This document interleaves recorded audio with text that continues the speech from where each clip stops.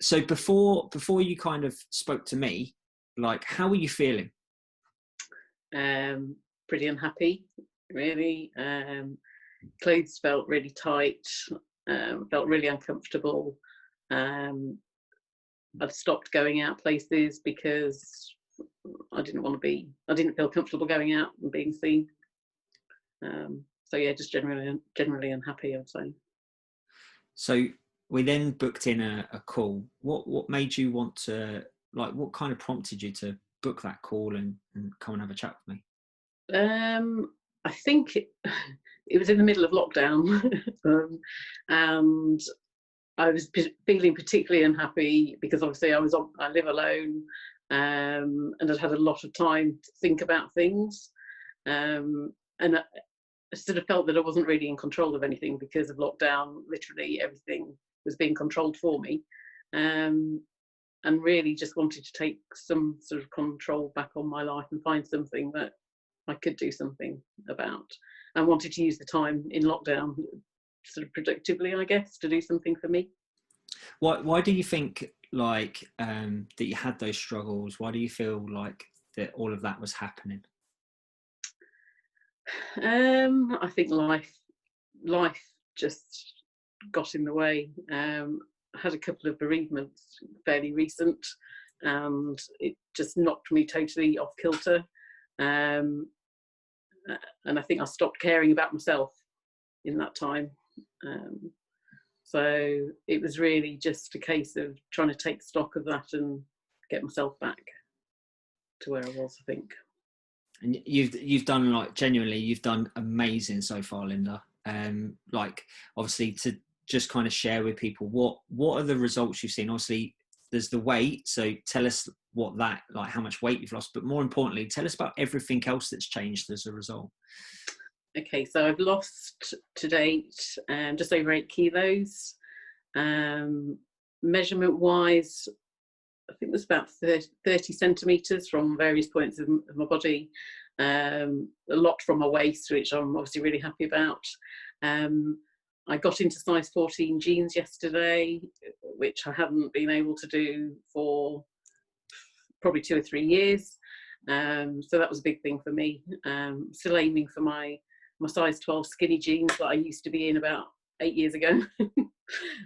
Still got those hanging in my wardrobe, and every now and again I get those out to have a look because that's my goal, to get back into those. Generally, I just feel much happier, more energetic. I'm going out walking a lot more. Obviously, I'm working from home at the moment, and I'm trying to use the time that I used to be commuting, which was about an hour and a half every day. I go out for a walk now in that time, so I'm walking sort of 4 or 5 miles a day. And that, as well as physical health, is really massively improving my mental health, because I'm fortunate to live sort of in a nice countryside area, so I'm just getting out in the fields with sheep. And just generally I feel much more confident in myself, and happier. So yeah, it's all good. Like, what do you think's, like, the biggest impact it's having on your life? Obviously, it's impacting your confidence, impacting you've dropped 2 dress sizes, you've lost a ton of weight. Like, how's that impacting you in your life? I think it just makes me generally a nicer person to be around. I've got really good relationships anyway with some really close friends who, sort of really helped me through some tough times, and I think even they've noticed the difference in me in the last sort of couple of months as to how much happier I look and how much more confident I come across. I think sort of when we're in a group situation, instead of tending to hide back and not saying much, I'm right in there. So yeah, I think it's made my relationships much better. Brilliant. And honestly, I think you've done amazing, Linda. And you're an awesome part of the group.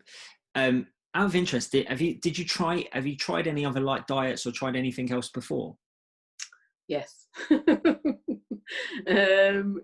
I joined so many different groups and things over the last few years. Different, all the keto, can't think of the word.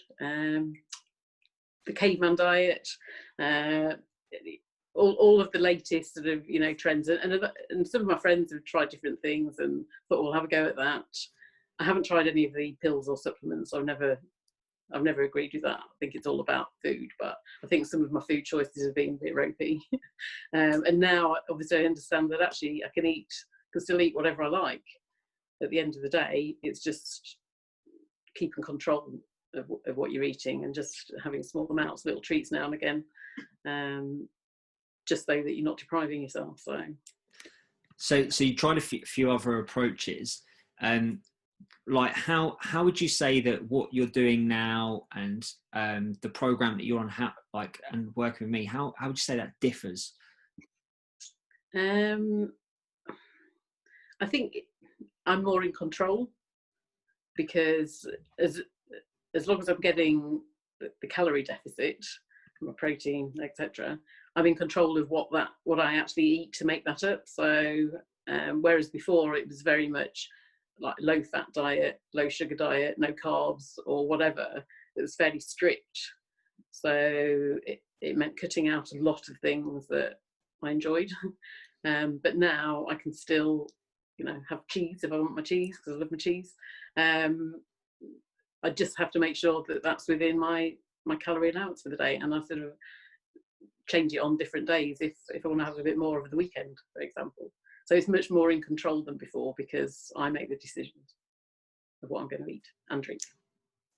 If someone asked you, if someone was interested and they were like, oh, I'm really interested in speaking to Adam, joining ARC, what would be your kind of response? What would you say to them? Don't hesitate. Yeah, honestly, I think it's